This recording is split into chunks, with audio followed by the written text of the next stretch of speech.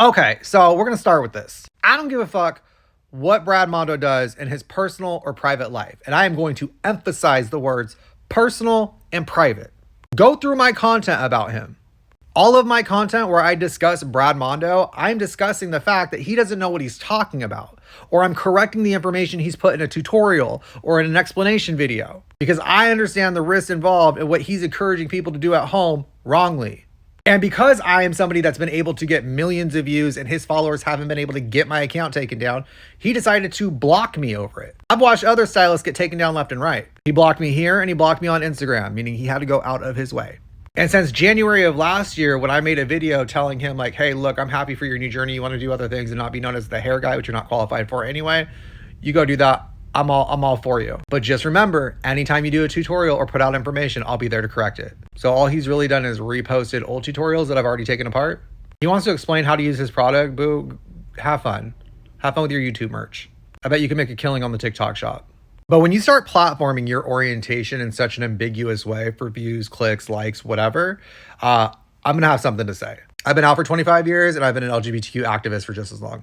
One of two things is happening right now. He's either queer baiting, where he's pretending to be a queer man to gain access to the trust of others because queer men are less threatening to those around them than straight men are. Or he's straight baiting now, which is lending itself to dangerous rhetoric surrounding the idea that being queer is a choice when it is not. This is extremely dangerous to queer youth, which he has a large following of. Here are two ways that is dangerous to queer youth. If they have family that will not accept them for being LGBTQ+ and are insistent on that it's just a phase, that family might put pressure on them to become hetero. Because that guy Brad online was able to do it, you should be able to too. And when that doesn't work, they might throw their kid into conversion therapy, which uses tactics like electroshock therapy, sleep deprivation, starvation, induced vomiting, even goes as far as making two people of the opposite gender sleep together. So, SA.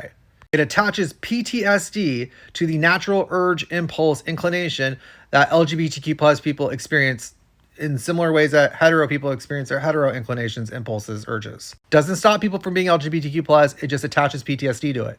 Or the other way this could be a problem is that his queer youth following him might say, well, if he was able to do it, I should be able to do it, because they were raised in a non-accepting, dangerous environment. When they realize they can't become hetero because that's not how it works, they might hate themselves more. And I'm not sure what you guys know about the numbers of self-unaliving as it pertains to queer youth, but tends to be a solution when their fragile mental health is hit hardest for the last time. Now, a few of his little followers have jumped in my comment section saying, well, he never said he was straight. He never said he was gay. He's sure as shit liking comments of people saying that he's straight now, reposting videos. He's been alluding to the idea that he is. If it's discernible, it's going to be interpreted by some kid.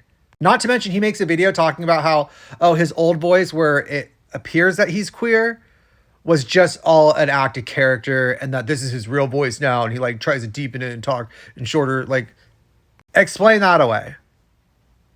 So either he's been queer baiting to gain access to everyone's trust because queer men are less threatening, or he's straight baiting and contributing to the dangerous rhetoric around queer being a choice when it's not. And for what? A podcast that he's doing called Out of Touch, which couldn't have been fucking titled any better? Or for some shitty product that he's trying to release that he's overcharging for, trying to promote because he's not getting the sales for it.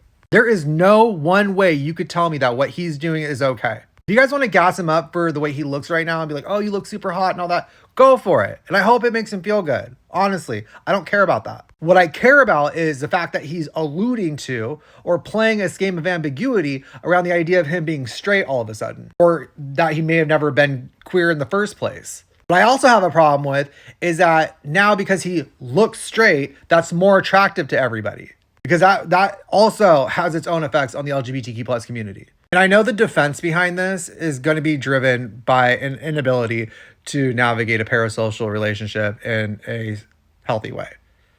I remember how queer people were treated 25 years ago when I came out. I remember how they were treated before I came out. I remember how queer youth was treated when I came out. And I've seen how far we've come today, and we still have a lot further to go. And shit like what he's doing is only going to hold us back. Especially when people look at the internet and go, well, if he can do it, If you guys want to gas him up on his looks, gas him up on his looks. If you guys really, really enjoy his podcast, tell him you really enjoy his podcast. If you guys really, really like using shitty product on your hair, tell him you like using his product. Look, he platformed his orientation, which should be nobody's business, but he platformed it. He made it public. Hence me emphasizing personal and private. And yes, your orientation can evolve. Evolve, not devolve. But again, he platformed it. He's making it public. He's playing a dangerous game. And I'm going to fucking say something about it. Because unlike other people that challenge him, my shit doesn't get taken down. And when it does, it goes right back up. Do better.